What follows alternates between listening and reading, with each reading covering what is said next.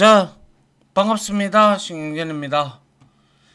자, 지난 시간에 우리가 이제 제2정규화 그리고 제3정규화의 개념과 특징 그리고 관련 예제를 설명을 드리면서 퀴즈도 풀어봤고요. 자, 이번에는 네 번째로 원래는 미리 좀 말씀을 좀 드릴 게 있는데요. 원래는 우리가 정규화에서 뭡니까? 정규화에서는 1정규화, 2정규화, 3정규화, 그리고 BCNF 정규화, 그리고 제4정규화, 5정규화까지 존재합니다. 그래서 통상적으로 제3정규화하고 BCNF까지 원래 시험에 출제가 이전 버전에서는 자주 출제가 됐어요. 그런데 BCNF와 제4정규화와 제5정규화는 시험에 거의 출제가 지금 되지 않고 있는데, 혹시나 몰라서 제가 BCNF에 대해서 간단하게 여러분들한테 정리를 좀 해드릴게요. 알겠죠? 그래서 요거를 혹시나 모르니까 여러분들이 좀 시험에 나올 수도 있어요. 그래서 BCNF라고 하는 정규형은 보이스 커드 커드 정규화라고 얘기를 하는데요. 얘는 BCNF는 정규화는 모든 결정자는 후보키여야 한다라는 거예요. 그래서 여기서 후보키라는 거는 유일성 그리고 중복성이 없는 거. 그래서 이런 키를 후보키라고 하는데, 예를 들어서 우리가 이제 후보키라는 것은 슈퍼키가 있어요. 중에서 최소성을 만족하는 것을 의미하는 것인데, 예를 들어서 만약에 우리가 여기에 이렇게 제가 하나를 그려 볼게요. 요거는 조금 그냥 여러분들이 알아두시면 좋을 것 같아요. 그래서 여기에 학생이 있고, 그리고 여기에 과목이 있고, 그리고 여기에 교수가 있고, 여기에 학점이 있다라고 봅시다. 그래서 학생은 1 해서 쭉, 과목은 뭐 예를 들어서 A, B, 1, 2, 3이라고 하고, 교수는 뭐 신은혁이라고 하고, 학점은 A라고 합시다. 그리고 두 번째, 그리고 과목은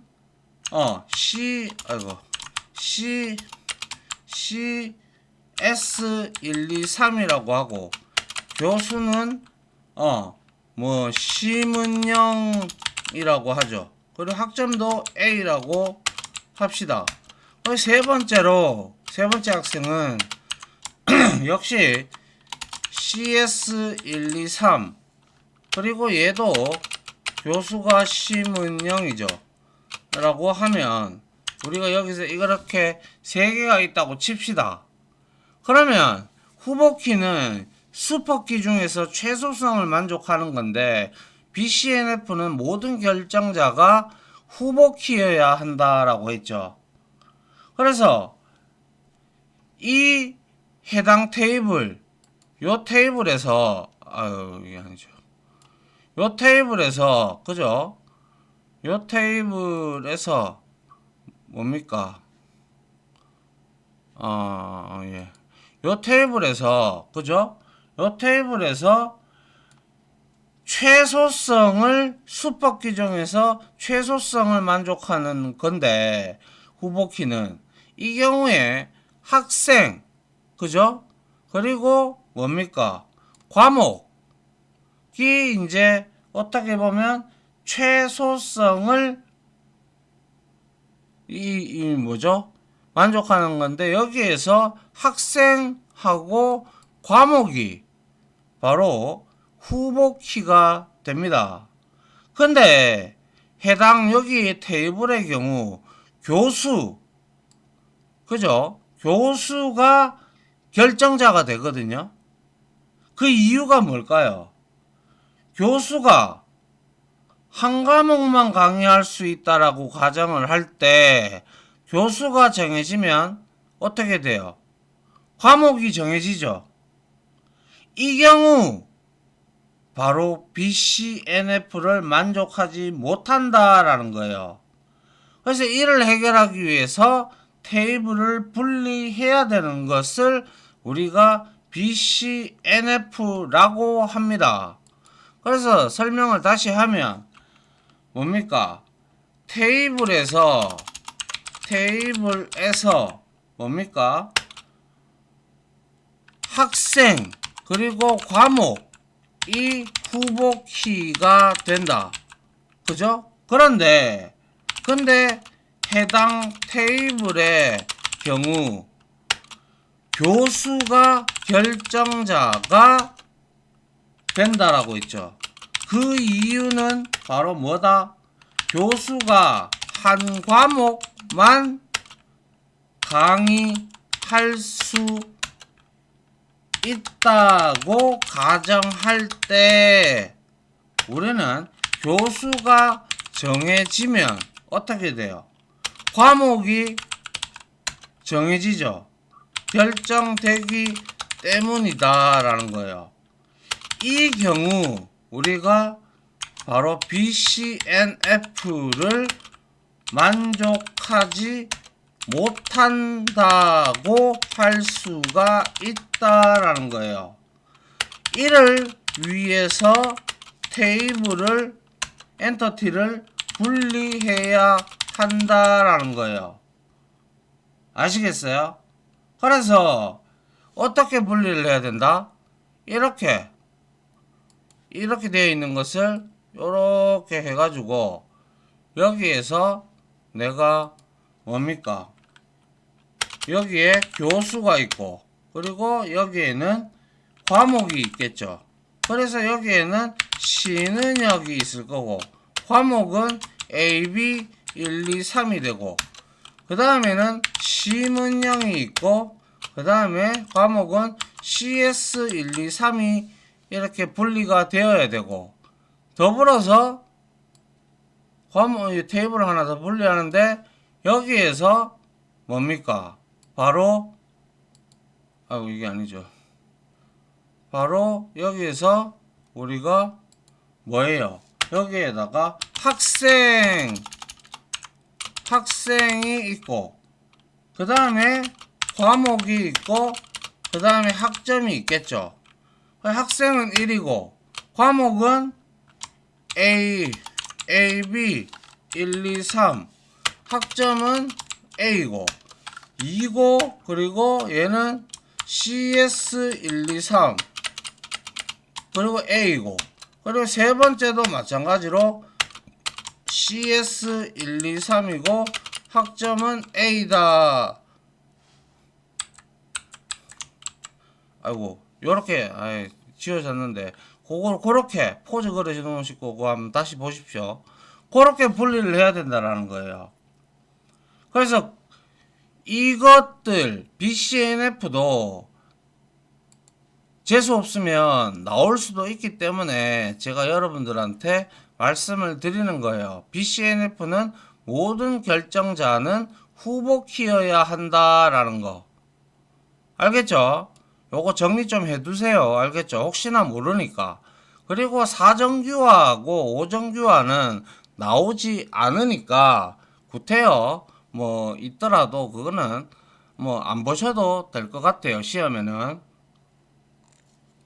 근데 BCNF는 나올 확률이 좀 있기 때문에 정리를 좀 해놓으세요. 요렇게. 제가 뭐 따로 이렇게 하지는 않았지만. 아시겠죠?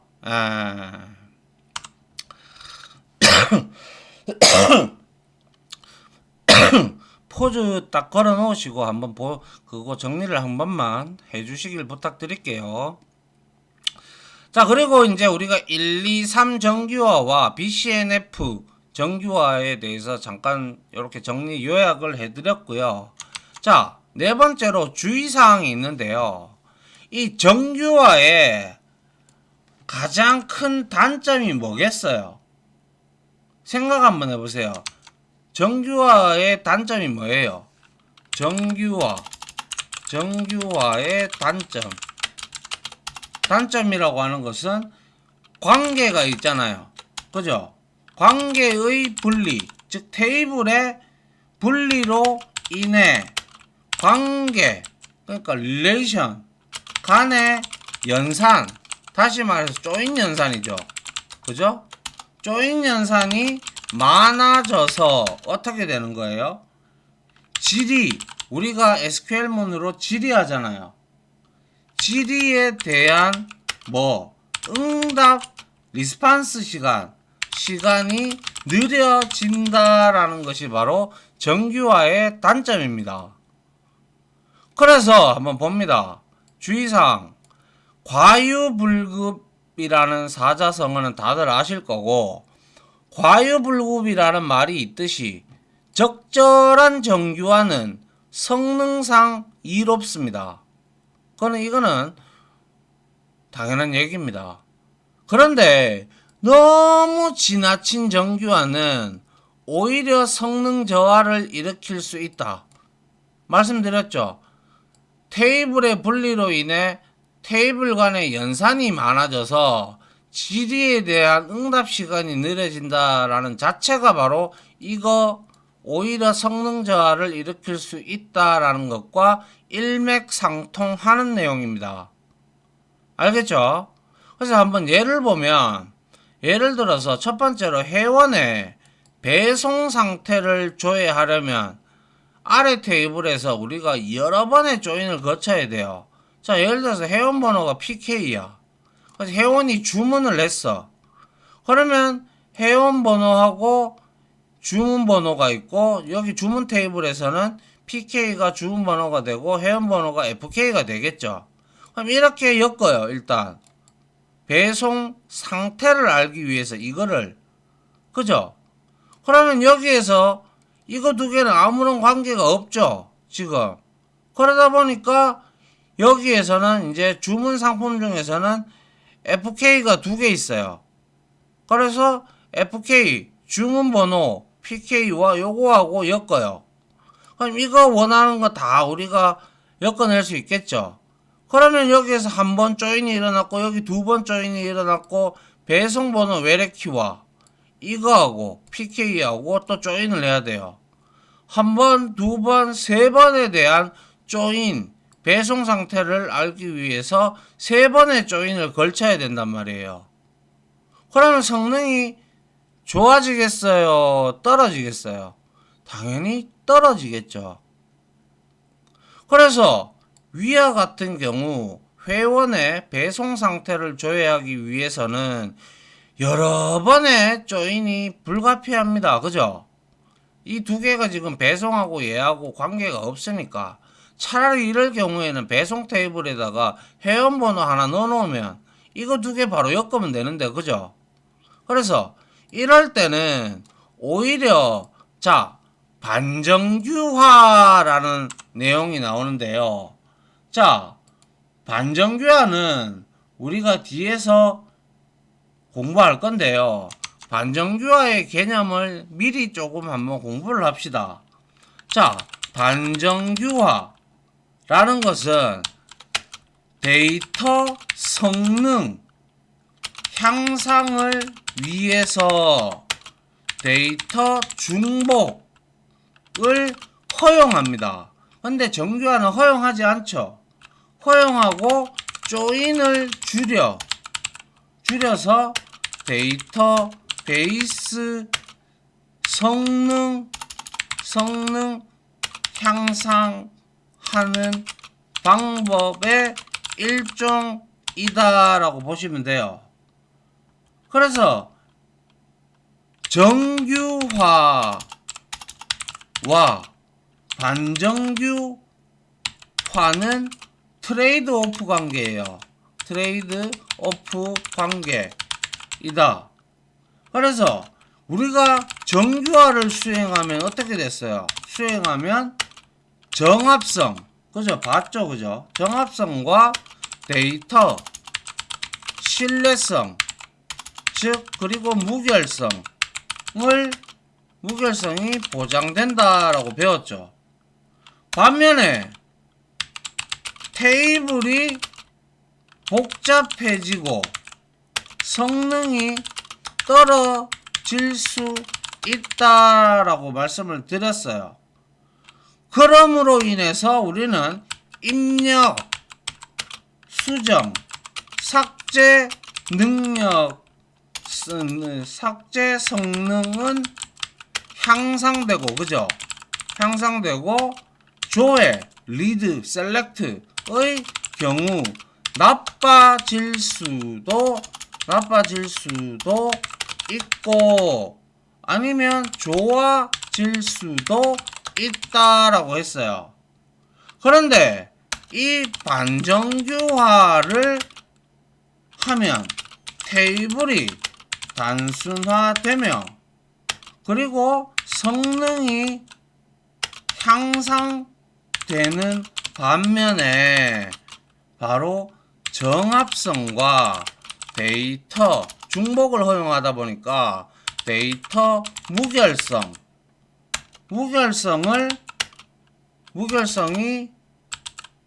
데이터 무결성이 뭡니까? 바로 보장되지 않을 수 있다라는 거예요. 그래서 반정규화라고 하는 반정규화는 한마디로 말해서 우리가 의도적으로 중복을 만들어서 검색, 셀렉트 성능을 향상시킵니다. 근데 속성이 각각 다른 테이블에 중복되어 나타나기 때문에 반대로 입력, 수정, 삭제 성능이 낮아집니다. 아시겠죠? 그래서 트레이드 오프 관계예요. 두 개가. 그러면 이제 반정규화의 개념은 아시겠죠? 그래서 이럴 때는 이렇게 세 번의 조인을 거치는 것보다 이럴 때는 되려 반정규화를 통해서 성능을 개선해야 하는데 이것은 어떤 측면의 성능을 우선으로 할 것이냐 라는 것의 딜레마일 수가 있겠죠. 바로 엮을 건가? 아니면 이거랑 엮어서 일로 이렇게 갈 건가? 아니면 전체 다 보고 싶어서 이렇게 그냥 갈 건가? 그렇죠. 그래서 언제나 그렇듯 적당히라는 게 우리가 사람이 어렵죠. 돈이 많으면 좋겠죠. 근데 돈이 너무 많아. 그럼 어떻게 돼요? 물론 성실하게 사시는 분들도 계시겠지만 돈이 너무 많으면 사건 사고가 자기도 생각지도 않았는데 나의 돈을 노리고 들어오는 사람들도 있듯이 그러니까 뭐든지 적당히 알겠죠? 그래도 저는 돈이 좀 많았으면 좋겠네요. 아무튼 요런 게 주의사항이다. 그 다음 보죠. 그래서 말씀드린 바대로 아까 회원 엔티티와 배송 엔티티 간의 관계를 생성을 해서 여기서 바로 성능을 EFK와 EPK와 조인을 해가지고 한 번의 조인, 세 번의 조인이 이루어져야 됐던 것을 한 번의 조인으로 이렇게 배송 상태를 확인할 수가 있다라는 거예요. 무슨 말인지 이해가요? 배송 상태만 보고자 한다면 말이죠. 이해갑니까? 그래서 이게 바로 우리가 주의를 좀 해야 되지 않겠나라는 개인적인 생각이 듭니다. 자, 그 다음은 뭐죠? 이제 알겠죠, 요거는. 그 다음, 자, 퀴즈네요. 자, 1번 문제 하고요.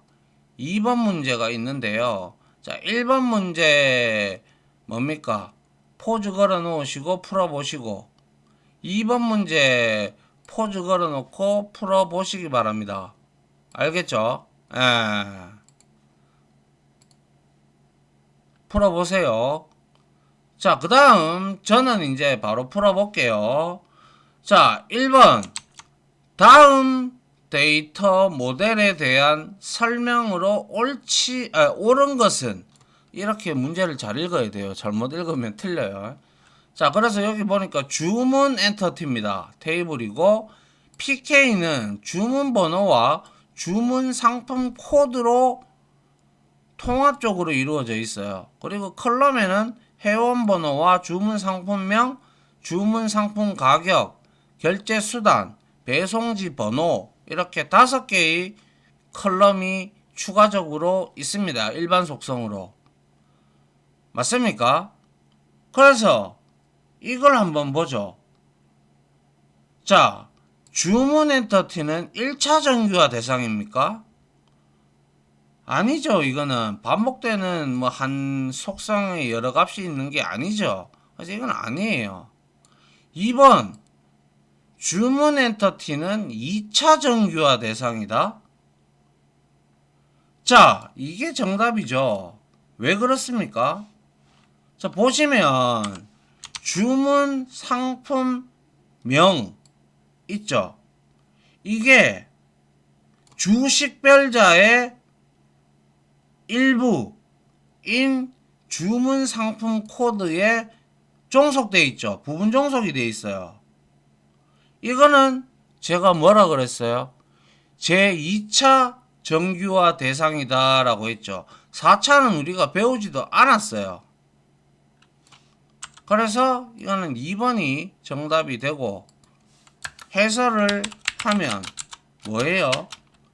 주문 상품명과 그리고 주문 상품 가격, 그죠?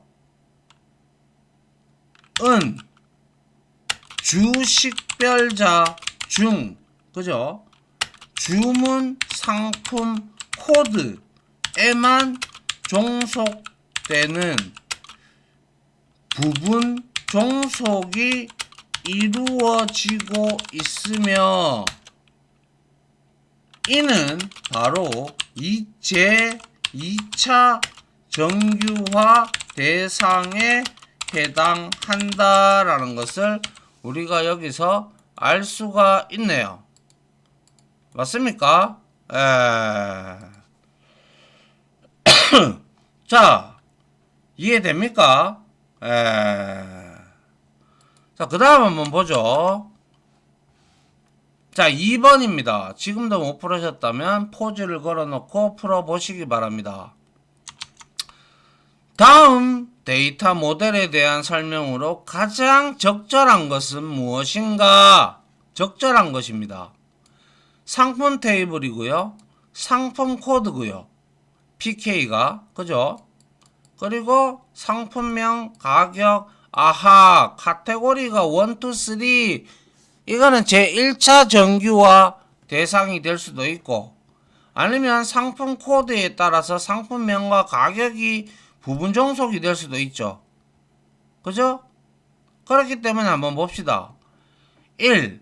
특정 카테고리에 해당하는 상품을 줘야 하는 경우에 대비하여 카테고리 컬럼 모두 인덱스를 생성해주면 성능상의 문제는 발생하지 않는다.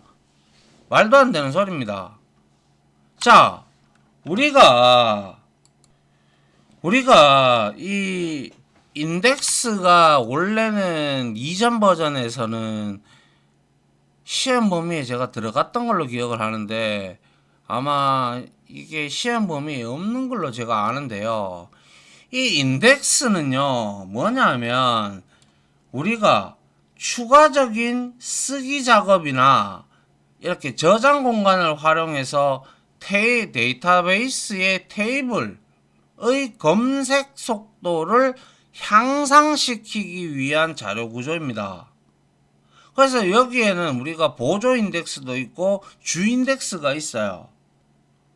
그래서 근데 지금 이 카테고리는 가지고 우리가 인덱스를 생성한다? 이 말도 안 되는 소리고요. 이게 만약에 상품 코드로 내가 인덱스를 만약에 생성을 한다. 그러면 또 얘기는 좀 달라지는데 이건 아니에요.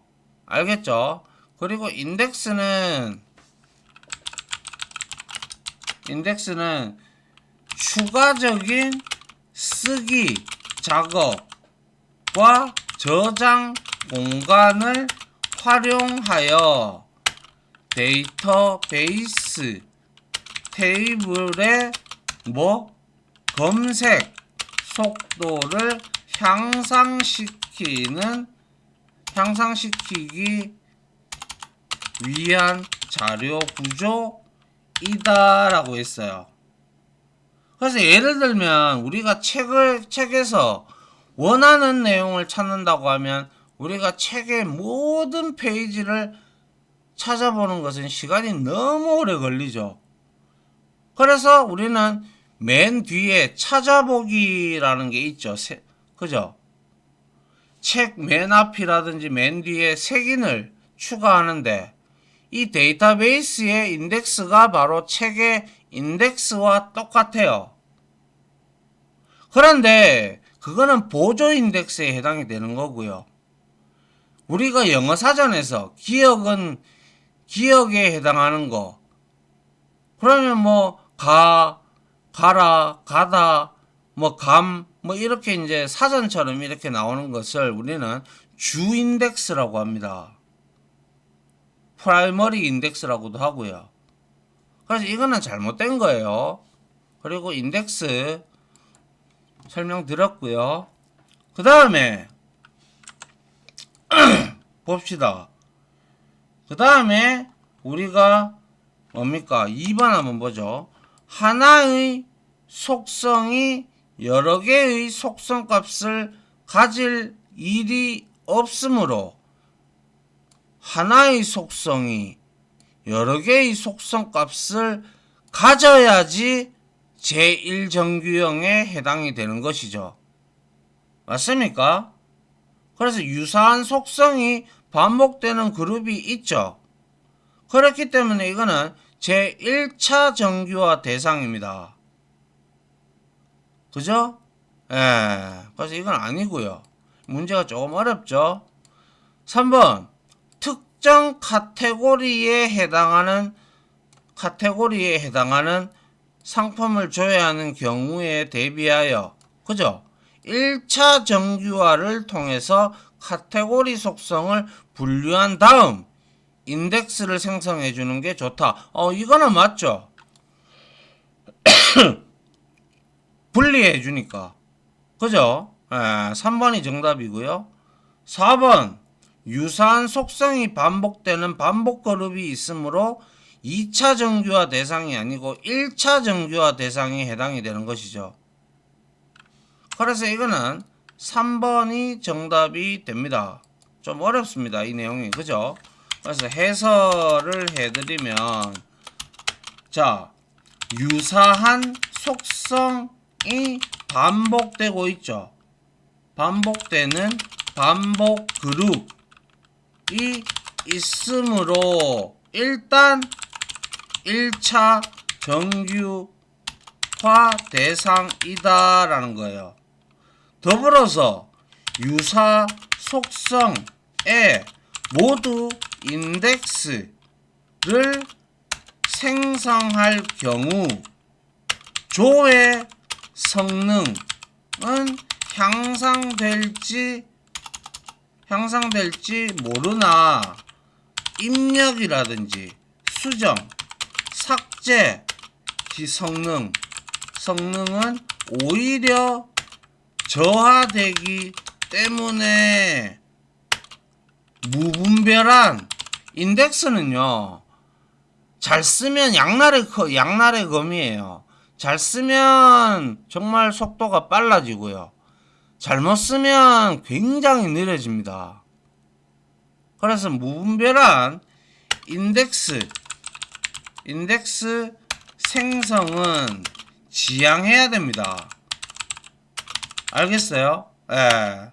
그리고 카테고리 속성을 별도의 엔터티 테이블로 엔터티로 분리하면 속성 한 개에만 인덱스를 생성할 수 있기에 성능상 바람직하다라고